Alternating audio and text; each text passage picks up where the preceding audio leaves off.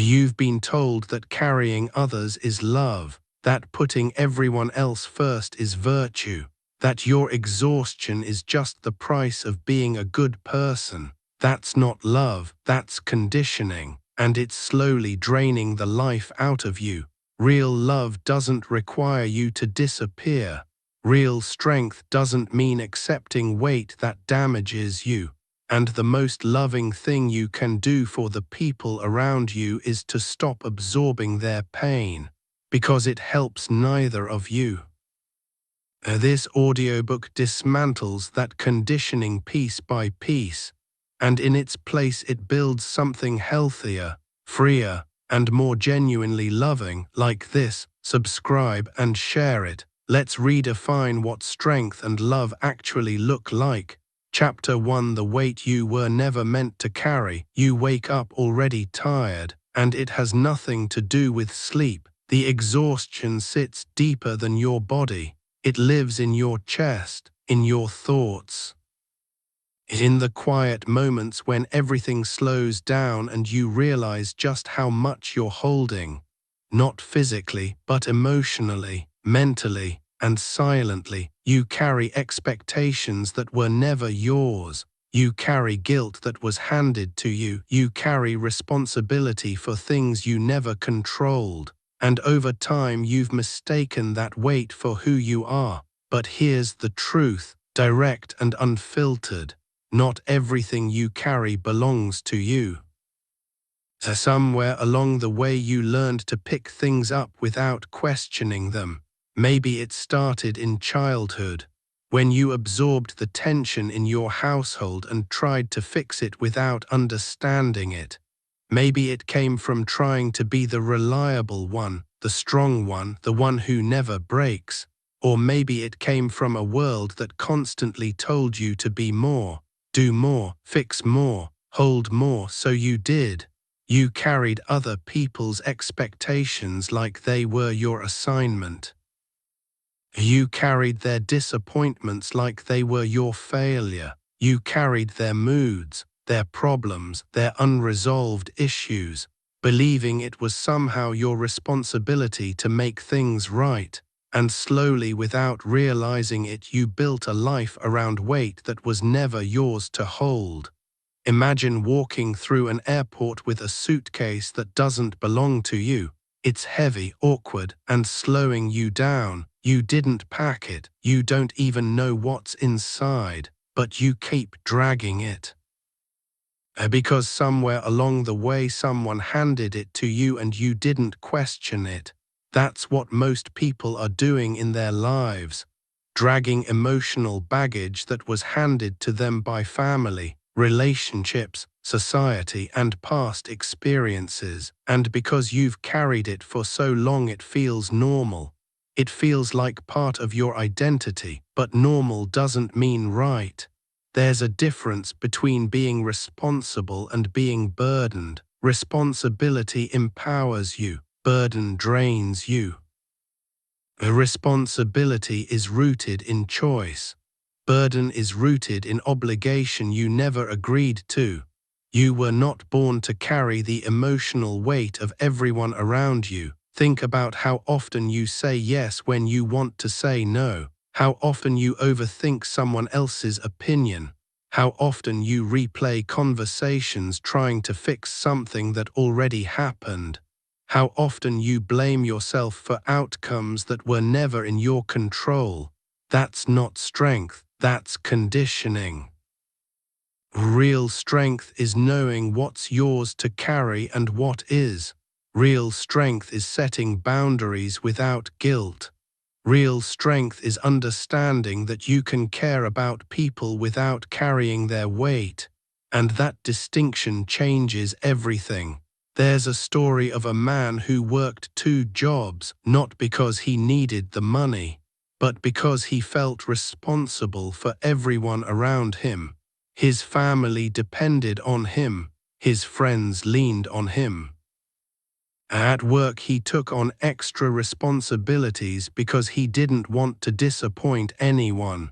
From the outside he looked disciplined, driven, dependable, But inside he was breaking. He felt constant pressure, constant anxiety, constant exhaustion, and the worst part, he believed this was just how life was supposed to feel, until one day something shifted, not because his situation changed, but because his perspective did. He realized that he had never questioned what he was carrying. He had never asked, "Is this actually mine?" That question became the turning point, because once you start asking that question, you begin to see clearly. You start to notice when you're taking responsibility for someone else's emotions. You start to recognize when you're holding onto guilt that doesn't belong to you.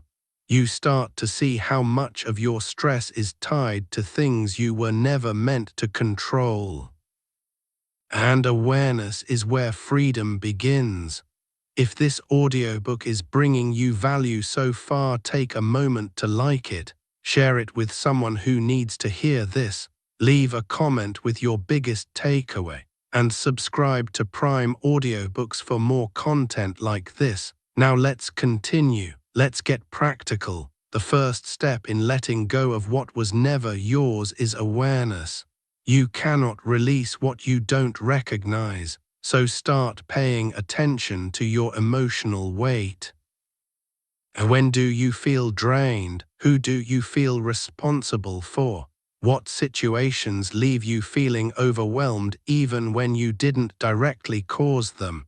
Write it down, not in a vague way, but specifically. Notice patterns. You might realize that you feel responsible for keeping everyone happy. You might notice that you carry guilt for setting boundaries.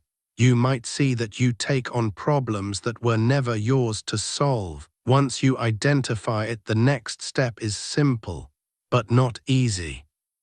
You question it. Ask yourself, is this actually mine to carry? Not emotionally, not habitually, but factually. Did you create the problem? Do you control the outcome? Are you the only one responsible for fixing it? If the answer is no, then you're carrying something that doesn't belong to you. And here's where discipline comes in.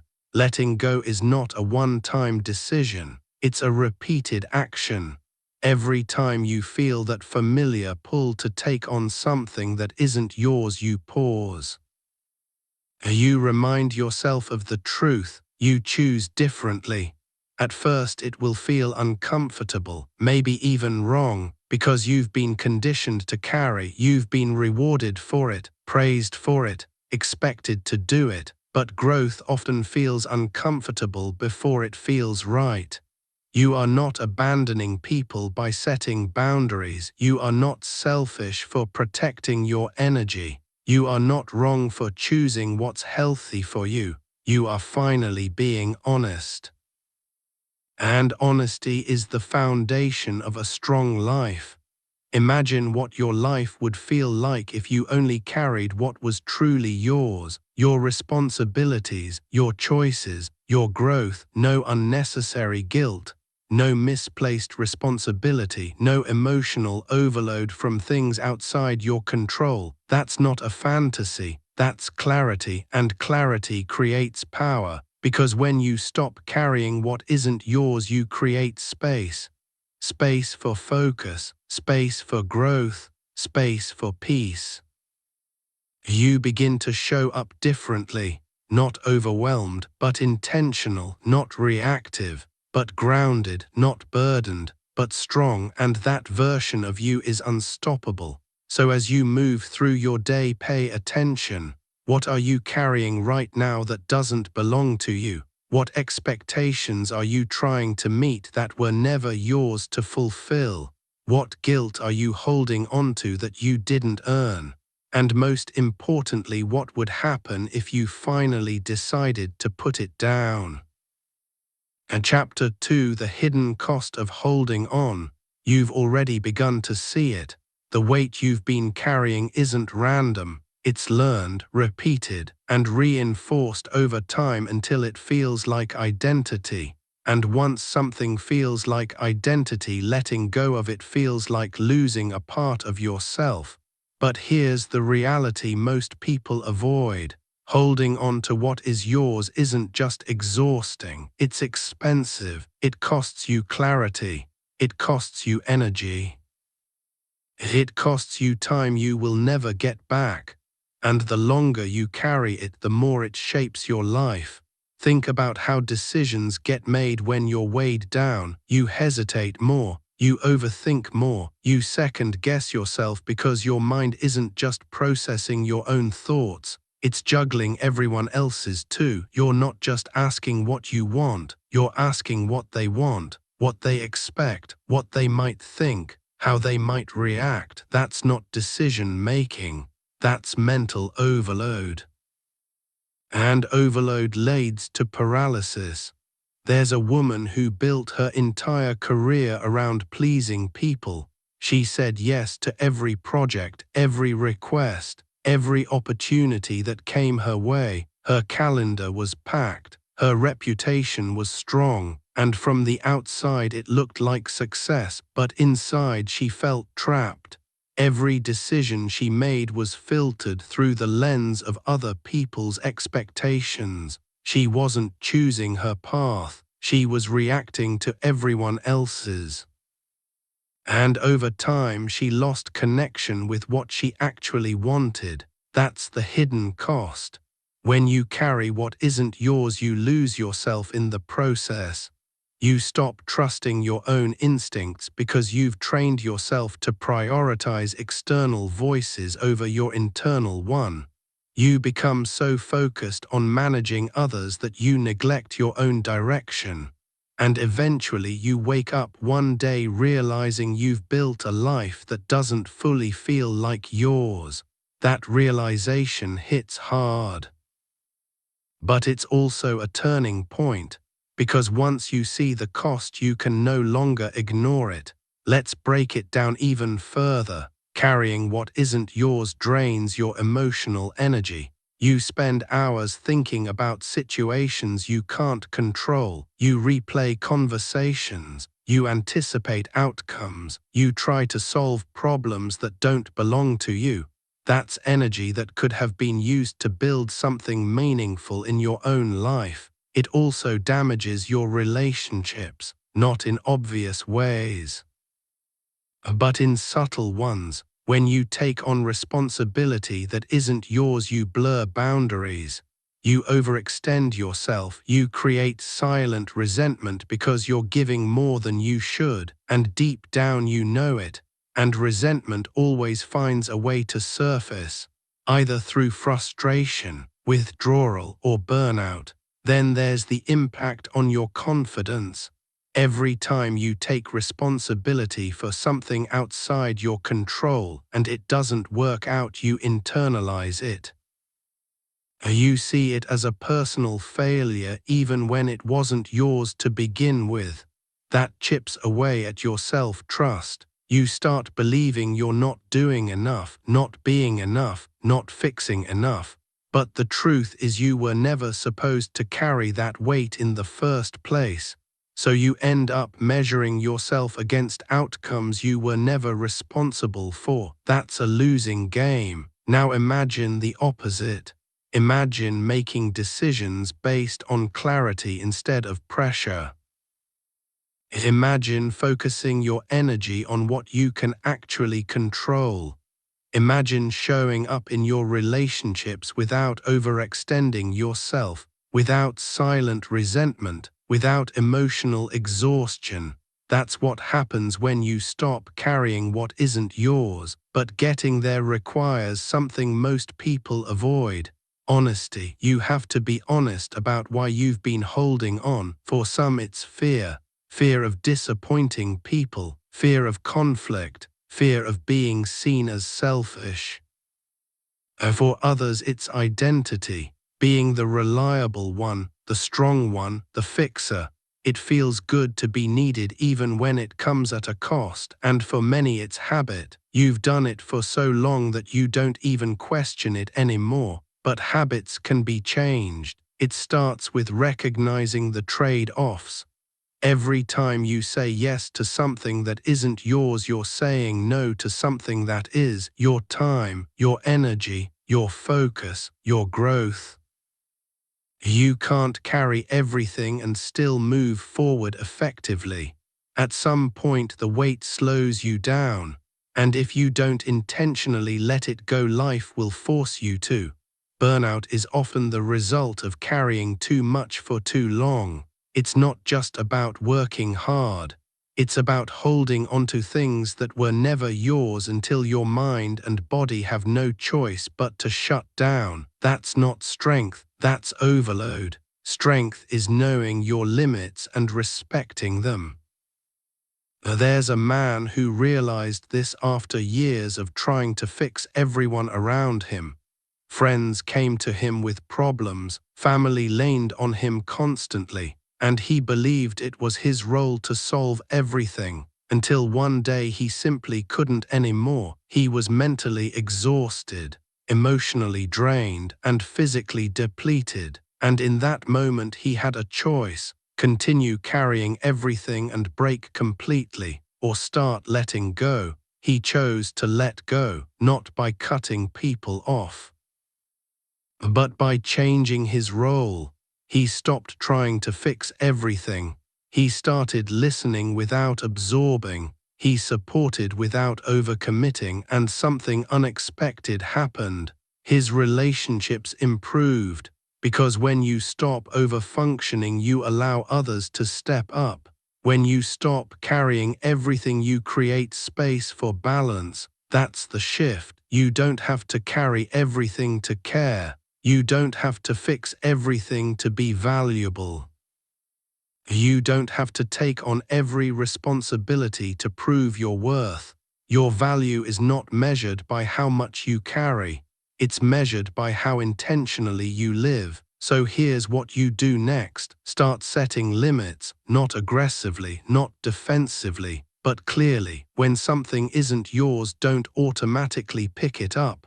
Pause, evaluate, decide. Practice saying no without over-explaining. You don't need to justify every boundary. A clear, respectful no is enough.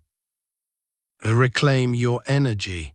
Redirect it toward things that actually matter in your life: your goals, your growth, your well-being, and most importantly, rebuild trust with yourself. Every time you choose not to carry something that isn't yours, you reinforce a new identity. Someone who is aware, intentional, and in control of their own energy. That's where confidence comes from, not from doing more, but from doing what actually matters. As you move forward, pay attention to the cost of what you're holding onto. What is it taking from you? What opportunities are you missing because your energy is tied up in things you can't control? What version of yourself are you delaying by continuing to carry what was never yours? And if you were to finally let go, what would you gain in return? If this audiobook is bringing you value so far, take a moment to like it. Share it with someone who needs to hear this. Leave a comment with your biggest takeaway, and subscribe to Prime Audiobooks for more content like this. Now let's continue. Chapter 3: The Illusion of Responsibility. By now you've started to recognize the pattern. You've seen how easily you've taken on weight that was never yours, and how quietly it's shaped your decisions, your energy, and your sense of self. You've also seen the cost, not just in exhaustion, but in lost clarity, strained relationships, and a life that feels heavier than it needs to be. But there's something even deeper underneath all of this, something more subtle, more convincing, and more dangerous if left unchallenged. It's the illusion that you are responsible for more than you actually are. This illusion doesn't announce itself loudly. It doesn't feel like pressure at first. In fact, it often feels like maturity, like being a good person, like doing the right thing. You tell yourself you're stepping up, being dependable, being there for others. And in many ways that's true. Responsibility, when it's real, is a powerful thing. It builds character, it creates stability, it moves your life forward. But the illusion begins when responsibility crosses a line, when it shifts from what you can control to what you can't, when it moves from your actions to other people's reactions. When it turns into an unspoken belief that you are somehow accountable for outcomes that were never in your hands, that's where things start to break down. Think about how often you feel responsible for how someone else feels. You say something, and if they react negatively, you replay it in your head. You analyze your words. You wonder what you could have done differently. You carry their reaction as if it defines your behavior. But here's the truth that most people struggle to accept. You are responsible for what you say. You are not responsible for how someone else chooses to interpret it. That distinction is everything, because once you blur that line, you start living in a constant state of adjustment. You filter yourself not based on your values but based on potential reactions. You walk on eggshells trying to manage emotions that were never yours to manage. And slowly you lose your authenticity. There's a man who spent years trying to keep peace in his family. Anytime conflict arose, he stepped in. He mediated, smoothed things over, absorbed the tension, and made sure everyone else felt okay. On the surface it looked admirable, but over time he became the emotional buffer for everyone else.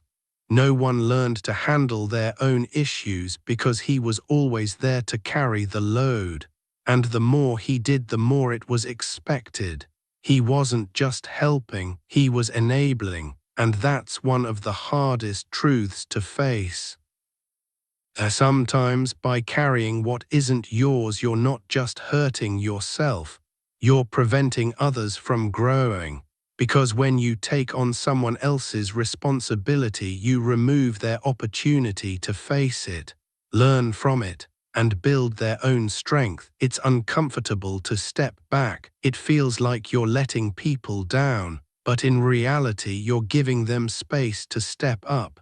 And that's where real respect is built. The illusion of responsibility often comes from a need to control outcomes. You want things to go well, you want people to be okay, you want situations to resolve smoothly. So you insert yourself more than necessary, you overthink, you overextend, you overcommit, all in an attempt to influence something that was never fully within your control. But control is limited. You control your effort, your choices, your boundaries, your reactions. You do not control other people's decisions, emotions, or outcomes. And when you try to control those things, you create stress that has no resolution. Because no matter how much effort you put in, you can't guarantee the result. That's where frustration builds. You feel like you're doing everything right, but things still don't go the way you want. And instead of recognizing the limits of your control, you take on more responsibility. You push harder, you carry more, you try to fix what was never yours to fix, and the cycle continues. Breaking that cycle requires clarity. You have to define what responsibility actually means in your life, not based on what you've been taught, not based on what others expect, but based on reality. Responsibility is ownership of your actions and your choices. It is not ownership of other people's lives. Responsibility is doing your part with integrity. It is not sacrificing yourself to manage outcomes you don't control. Responsibility is showing up fully where it's yours. It is not overextending into areas that were never assigned to you. Once you redefine that, everything starts to shift. You begin to see situations differently. You stop automatically stepping in. You start asking better questions. What part of this is actually mine? What am I trying to control that I can't? Where am I overstepping even with good intentions? Those questions create awareness, and awareness creates choice. There's a woman who realized she had been carrying the emotional weight of her workplace. Every time something went wrong, she felt responsible. If a coworker was upset, she took it personally. If a project failed, she blamed herself even when multiple people were involved. She believed that being responsible meant absorbing everything, until she started questioning that belief. She began separating what she could control from what she couldn't. She focused on her work, her communication, her effort, and when things fell outside of that, she let them be.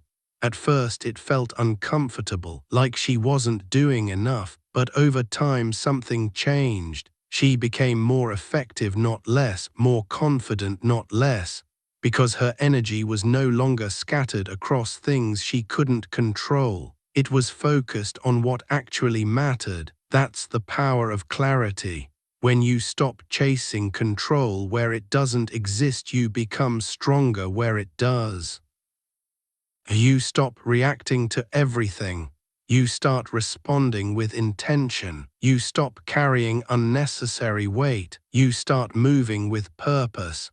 And your life begins to feel lighter, not because you're doing less, but because you're doing what's rightfully yours. If this audiobook is bringing you value so far, take a moment to like it. Share it with someone who needs to hear this. Leave a comment with your biggest takeaway. And subscribe to Prime Audiobooks for more content like this. Now let's continue. So moving forward, challenge the illusion. Every time you feel that pull to take on more than you should, pause. Ask yourself if it's truly your responsibility or if it's something you've conditioned yourself to believe.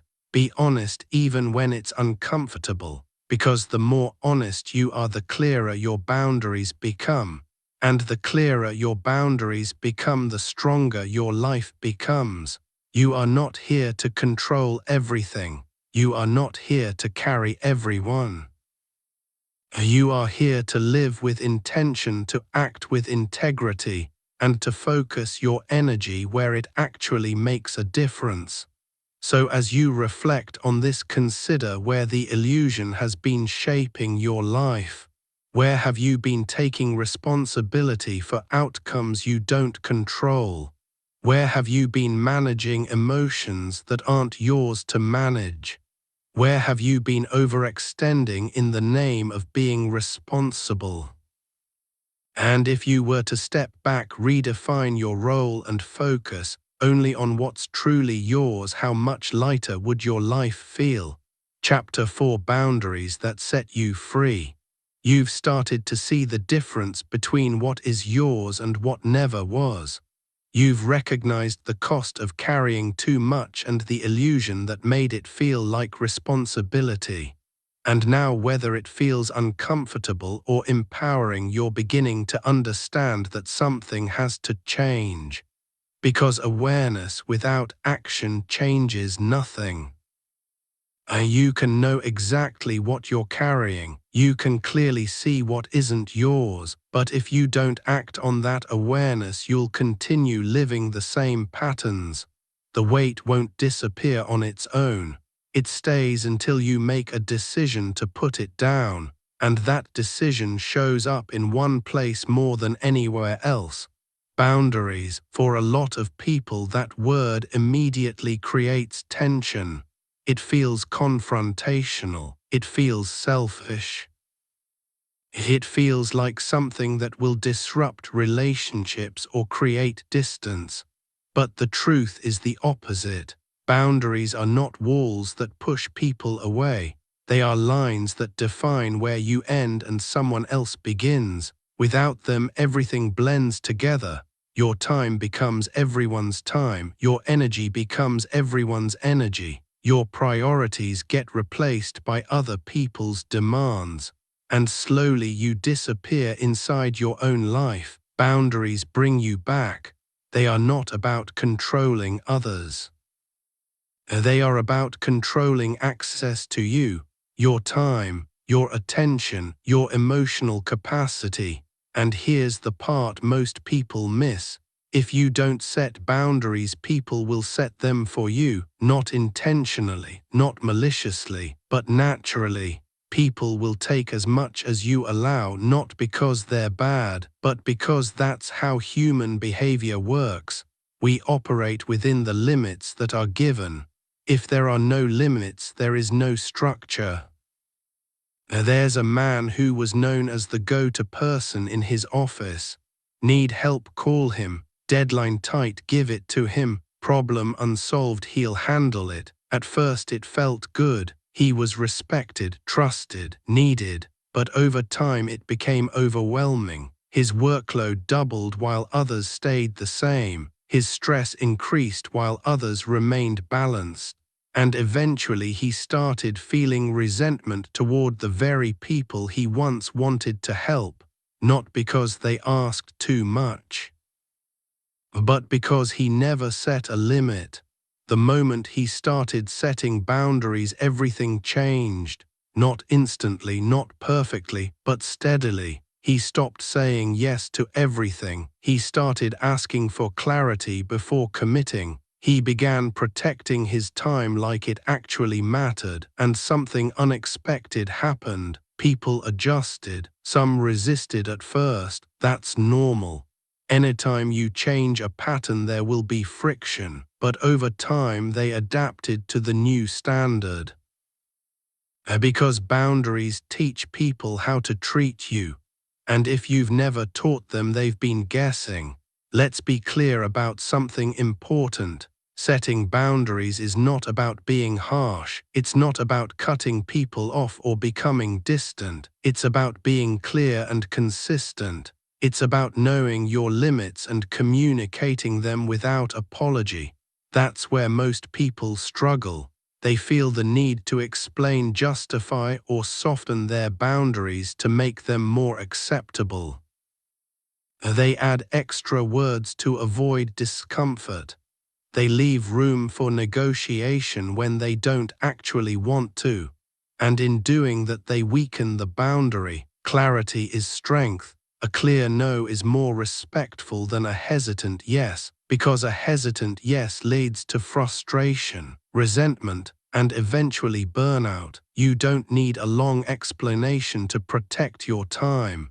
You don't need permission to prioritize your energy. You don't need approval to take care of yourself. You need discipline, because boundaries are easy to understand but hard to maintain. There will be moments when you're tempted to go back to old habits, to say yes when it's easier, to avoid conflict, to keep the peace. But every time you do, you reinforce the very pattern you're trying to break. So you have to decide, is short-term comfort more important than long-term clarity? Because that's what it comes down to. There's a woman who struggled with this in her personal life. She always made herself available. Friends could call anytime. Family could rely on her for anything. She prided herself on being there no matter what, but she was exhausted. Her schedule was never her own. Her energy was constantly depleted. And deep down she felt like she was living for everyone else but herself. The turning point came when she started small. She didn't change everything overnight. She simply began by saying no to one thing she would normally say yes to. Then another, then another. Each time it felt uncomfortable, but each time it also felt freeing. Over time she built confidence in her boundaries, not because people approved of them, but because she respected them. That's where the shift happens, when you stop needing external validation for internal decisions. Because not everyone will like your boundaries. Some people benefit from you having none, And when you change that, it disrupts their comfort. They may question you, push back, even try to make you feel guilty. That doesn't mean you're wrong. It means the dynamic is changing, and change always comes with resistance. But here's what you need to remember. The people who truly respect you will adjust. The ones who only benefited from your lack of boundaries may not. And that difference will show you everything you need to know. If this audiobook is bringing you value so far, take a moment to like it. Share it with someone who needs to hear this. Leave a comment with your biggest takeaway. And subscribe to Prime Audiobooks for more content like this. Now let's continue. Let's make this practical. Start by identifying where you feel the most drained. That's usually where boundaries are missing. Look at your schedule, your relationships, your commitments. Where are you overextending? Next, define your limits, not based on what others expect, but based on what you can realistically handle without compromising your well-being. Then communicate those limits clearly. You don't need to be aggressive. You don't need to be defensive. You just need to be direct. I'm not available for that. I can't take that on right now. That doesn't work for me. Simple, clear, respectful. And then comes the most important part: consistency. A boundary is not something you set once. It's something you reinforce repeatedly. Every time it's tested, every time it's challenged, every time it feels easier to ignore it. Consistency builds trust, not just with others, but with yourself, because every time you honor your boundary, you reinforce your self-respect, and self-respect changes how you show up in every area of your life. You become more focused, more intentional, more in control of your energy. You stop reacting to everything. You start choosing what deserves your attention, and your life begins to feel different. Not because everything around you has changed, but because you have. So as you move forward, think about this. Where in your life are you allowing things that don't align with your limits? Where are you saying yes out of habit instead of intention? Where are you avoiding boundaries because of fear of how others might respond? And if you started setting clear, consistent boundaries today, how would that change the way you live, the way you work, and the way you show up for yourself? In Chapter 5, Reclaiming Your Energy and Identity. You've started to separate what's yours from what never was. You've seen the cost of carrying too much, recognized the illusion of responsibility, and begun to understand the power of boundaries. And now something shifts internally, because once you stop carrying unnecessary weight, you don't just feel lighter, you create space. And what you do with that space will define the next version of your life, because letting go is only half the process. Reclaiming is the other half. When you've spent years managing other people's expectations, emotions, and outcomes, you don't immediately know what to do with your own energy. At first, it feels unfamiliar.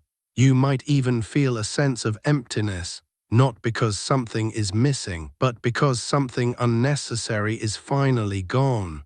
And in that silence, you come face to face with a question most people avoid.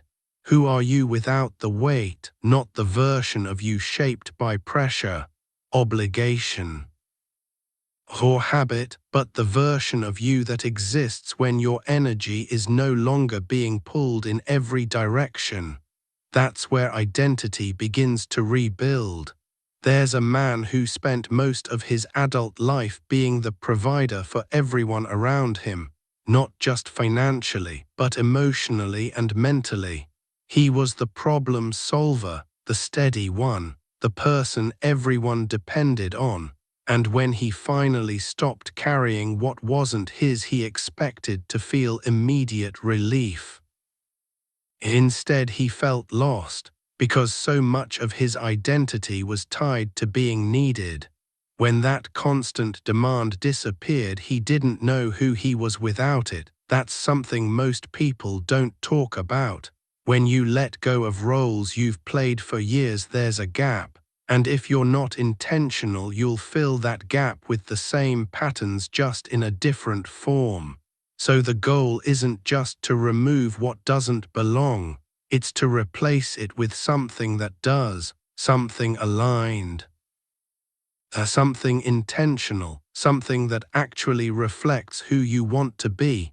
Reclaiming your energy starts with directing it. For a long time, your energy has been reactive. You responded to situations, to people, to expectations. Your day was shaped by what came at you, not by what you chose. Now that changes. You begin deciding where your energy goes before the day even starts. What matters today? What deserves your focus? What aligns with the life you're trying to build? These questions shift you from reactive to intentional, and intention creates momentum. There's a woman who realized she had spent years saying yes to things that didn't align with her goals. Her schedule was full, but her progress felt slow. She was busy, but not fulfilled. When she started reclaiming her energy, she made one simple shift. She began each day with clarity, not a long list of tasks, but a focused decision on what actually mattered. She prioritized her growth, her goals, her well-being, and when something didn't align, she didn't automatically give it her time. That one shift changed everything, because energy is finite. You can't give it to everything and still expect to grow in the areas that matter most. Every time you invest your energy somewhere, you're making a decision about what's important. So be intentional. Reclaiming your identity also means reconnecting with your standards, not the standards placed on you, but the ones you choose. What do you expect from yourself? How do you show up when you're not influenced by pressure? What kind of discipline do you hold when no one is watching? These are the questions that define identity, because identity is not built on what you carry, it's built on what you choose. There's a difference between being known for what you do for others and being known for who you are. One is external, the other is internal. And internal identity is what sustains you. It's what keeps you grounded when external demands shift. It's what gives you direction when expectations change. It's what allows you to move forward with confidence even when others don't understand your choices. But building that identity requires consistency. You don't reclaim yourself in one decision. You do it in daily actions. You choose how you spend your time. You choose what you focus on. You choose what you allow and what you don't. And over time, those choices compound. They build a version of you that is clear, grounded, and intentional. If this audiobook is bringing you value so far, take a moment to like it. Share it with someone who needs to hear this. Leave a comment with your biggest takeaway, and subscribe to Prime Audiobooks for more content like this. Now let's continue. Let's talk about discipline, because once you reclaim your energy, discipline becomes your responsibility. No more blaming external pressure. No more reacting to everything around you. Now it's about what you choose to do with the space you've created. And that's where many people struggle. They let go of what doesn't belong to them, but they don't replace it with structure. So the space gets filled with distractions, habits that don't serve them, or old patterns that slowly return. Discipline prevents that. It gives your energy direction. It turns intention into action. Start simple. Create a routine that supports your goals. Not something complicated, but something consistent. something you can rely on. Protect your time like it matters, because it does. Be intentional with your focus.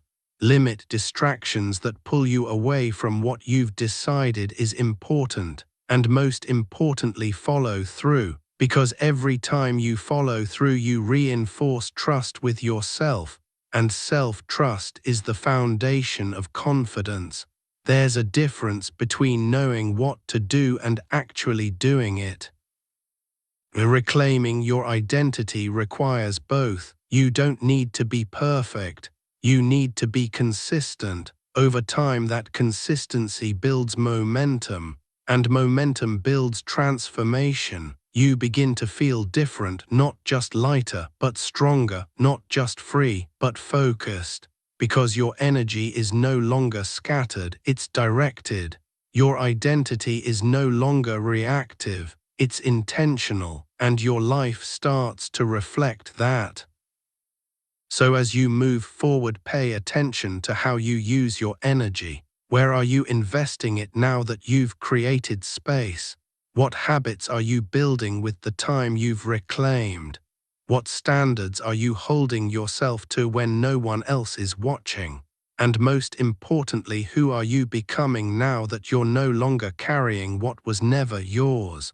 Chapter 6: The Discipline of Letting Go and Moving Forward. You've learned to recognize the weight that was never yours. You've seen the cost of holding onto it. And challenged the illusion of responsibility, built boundaries, and started reclaiming your energy and identity. And now everything comes down to one final truth. This is not a one-time realization. It's a lifelong discipline, because life will keep presenting you with opportunities to pick the weight back up. Expectations will return, people will test your boundaries, situations will try to pull you back into old roles.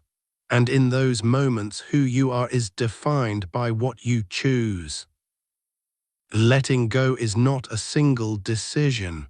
It's a standard you live by. There will be days when it's easy, when your boundaries feel natural, your energy is focused, and your decisions are clear. But there will also be days when it feels harder, when saying no feels uncomfortable, when guilt tries to creep back in, when old habits start whispering familiar patterns.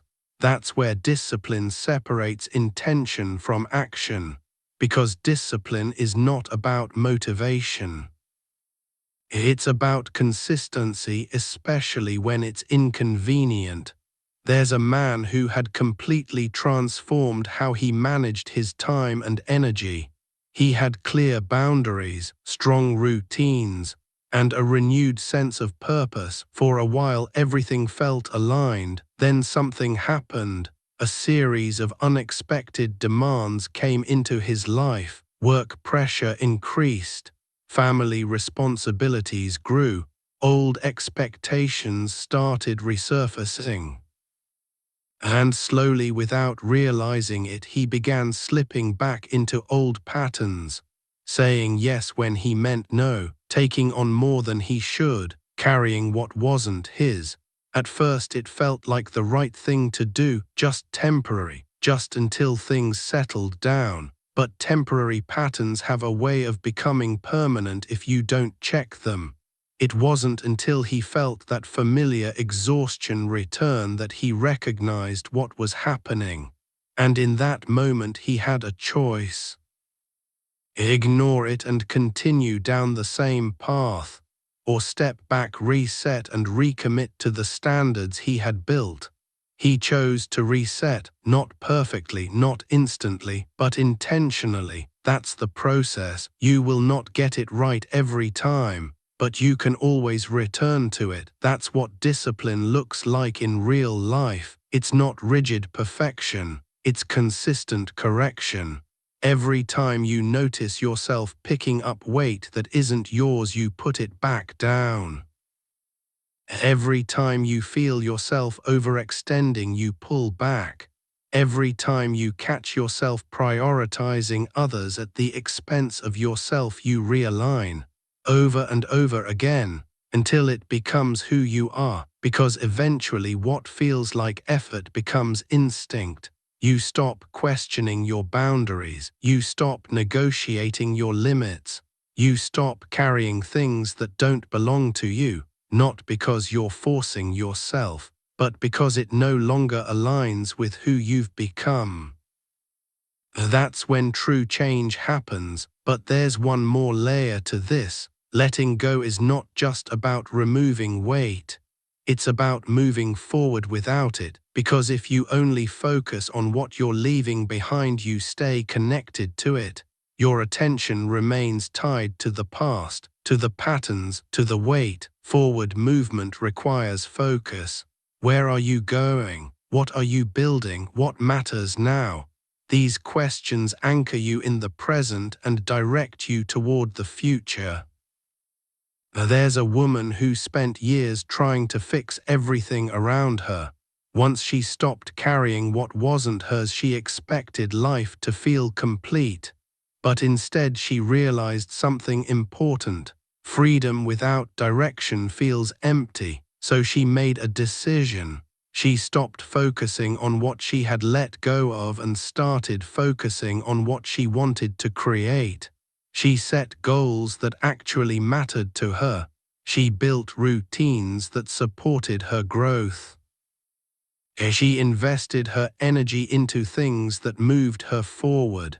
And for the first time her life felt aligned, not because everything was perfect, but because it was intentional. That's the final shift. From letting go to building forward, you are not just removing weight, you are creating space for something better. Better focus, better habits, better decisions, a better life, and that life is built daily. It's built in the moments when you choose discipline over comfort, when you choose clarity over confusion, when you choose to protect your energy instead of giving it away. It's built in the small decisions that no one else sees, the ones that define who you are. If this audiobook is bringing you value so far, take a moment to like it, share it with someone who needs to hear this. Leave a comment with your biggest takeaway, and subscribe to Prime Audiobooks for more content like this. Now let's continue. So now, as you stand at this point with everything you've learned, everything you've recognized, everything you've started to change, there's only one thing left. Execution. Not tomorrow, not when it's convenient, not when everything feels perfectly aligned.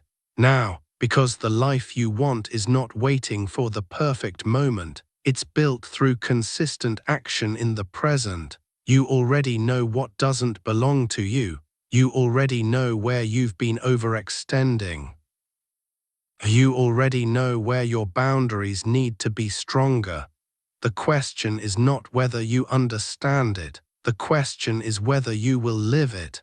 Will you continue carrying what was never yours, or will you finally put it down for good? Will you keep reacting to expectations, or will you start living with intention? Will you stay in patterns that drain you, or will you build habits that move you forward? Because at the end of the day, your life is shaped by what you consistently choose, not occasionally. Not when it's easy, consistently. And that's where your power is, not in controlling everything, not in carrying everyone, but in choosing what you allow, what you focus on, and what you commit to. So take a moment and be honest with yourself. What are you still holding onto that you know doesn't belong to you? Where are you still saying yes when you mean no? Where are you still trying to control outcomes that are outside your hands? And if you let it all go fully and without hesitation, what would your life look like?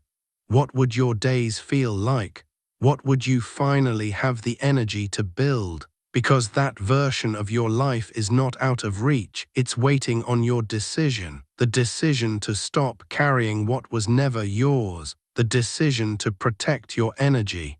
The decision to live with clarity, discipline, and intention. So move forward with it, not perfectly but consistently, not all at once but step by step. And as you do remember this, you were never meant to carry everything. You were meant to choose wisely, act intentionally, and build a life that actually belongs to you. So now the path is clear. What will you choose to carry from this moment on?